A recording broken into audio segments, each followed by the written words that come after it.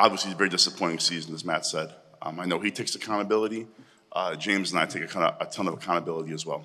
We're partners in this, and we were set to go build a team that would win and win at the highest level and compete. And winning 36 games is not acceptable. So our job is to fix that. And I think it starts with, as Matt said, defining what a Phoenix Suns player looks like, how we want it to feel. That was the hardest part for us, is watching these games and seeing we weren't connected, the energy, we weren't proud of it. So that work starts now.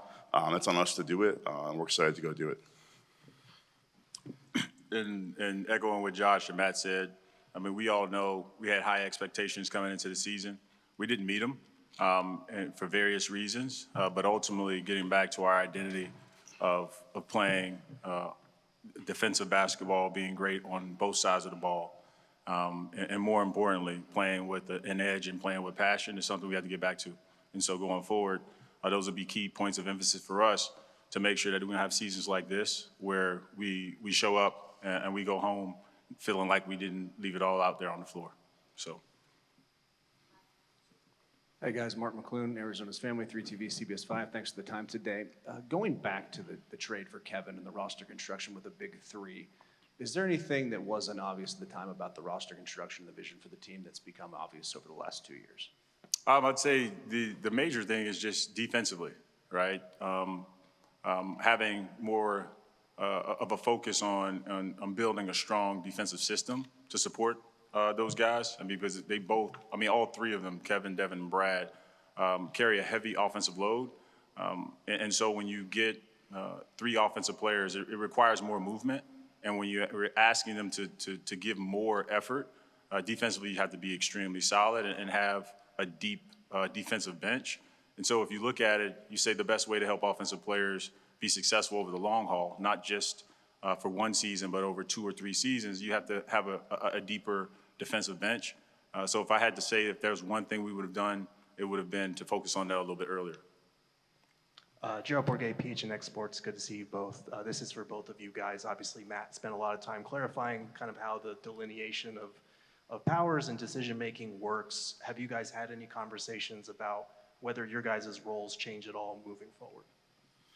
Yeah, I'll go first. No, as the CEO, Matt kind of said, when I met Matt 2 years ago, my job was to carry out his vision. And that's for the Mercury, the Suns, the business, the basketball, the Valley Suns now as well. And we've done a lot of those things and kind of hit on those pillars. And also to be able to advise and assist in basketball.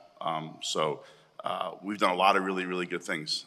And Matt thinks differently. He pushes us. I think that's why we've been celebrated a lot for doing those things on the business side. But winning matters too. So I feel comfortable in my role because I know that what he wants to do, my job is to be here every single day doing it. But we got to do better here, and we will. And I just say, like, you can't win a championship or win multiple championships or be a high-functioning team or organization if you don't have balance and true partnership and collaboration. And so as things change, you use your specialty and your expertise to complement your teammate and make decisions and take a step forward and lead in certain areas when it's best for the team. And so me and Josh, we have a great working relationship.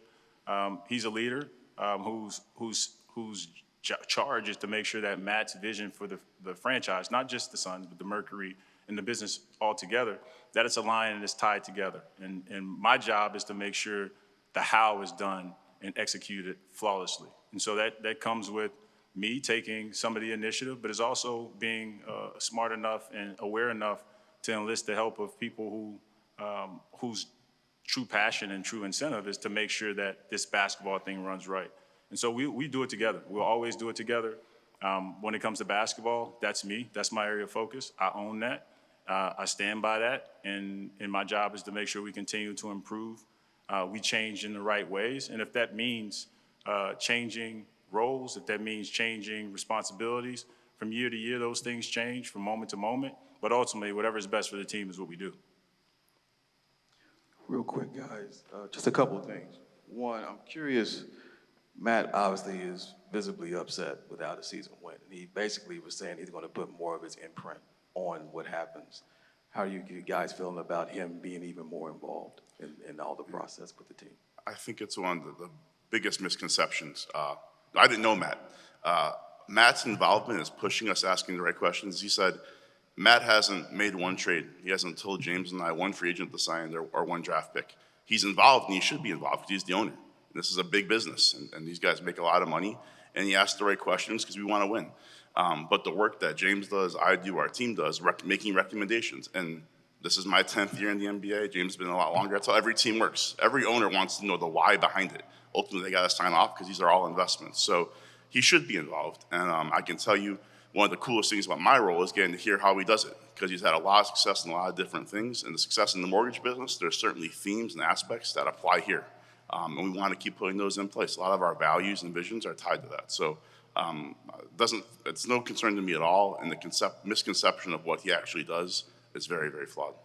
I mean, I love Matt's care factor, and more importantly, it's extremely helpful across all aspects of the organization to have an owner who's actively investing and actively listening to us, right? The challenges of winning and winning at a high level, it's extremely difficult. This is the world's best league, and that's why we all want to be here.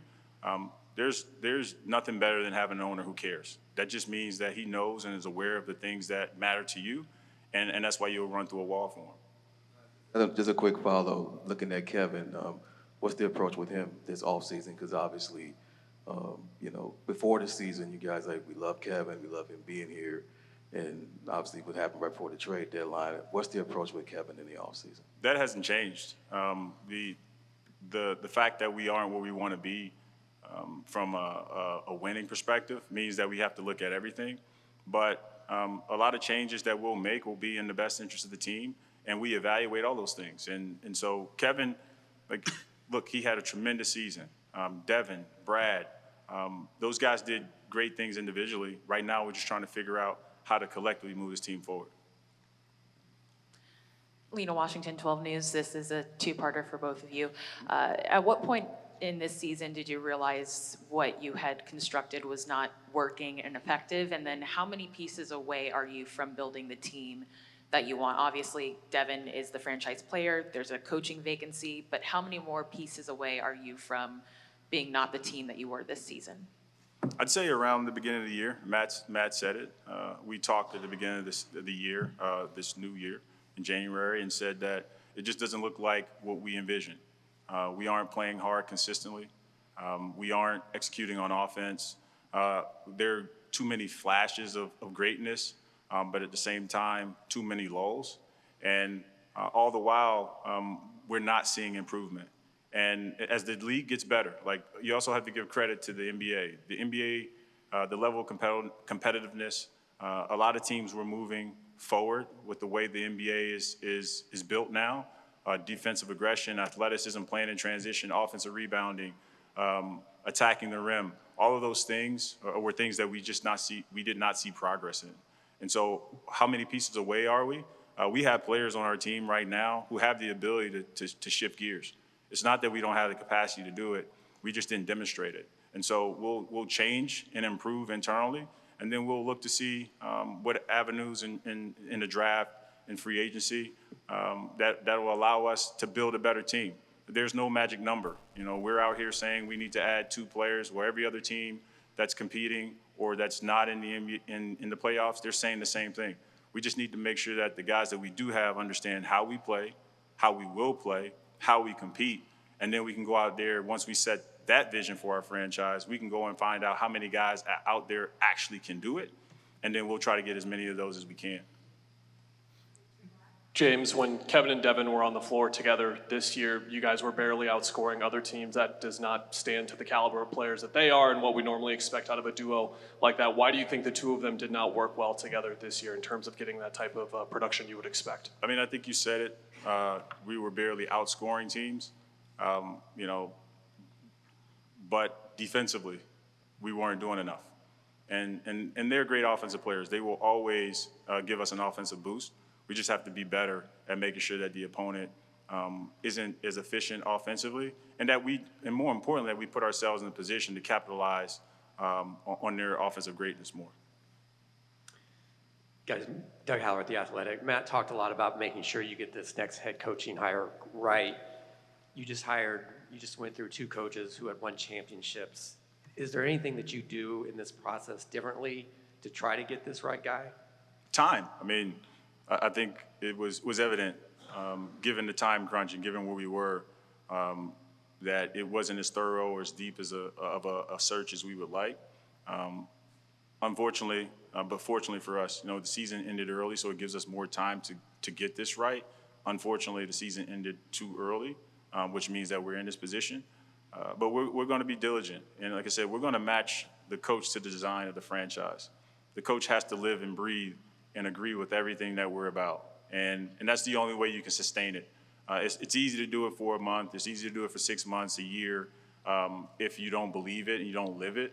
But over time, when you realize just how much we care about it, how important it is to us, and how intertwined it is into the daily fabric of the Phoenix Suns, if you're not about it, you won't be able to live it. So we're going to take our time. We're going to identify the attributes and traits that will resonate with our fans, resonate with our players, but more importantly, that I call the winning attributes that are sustainable.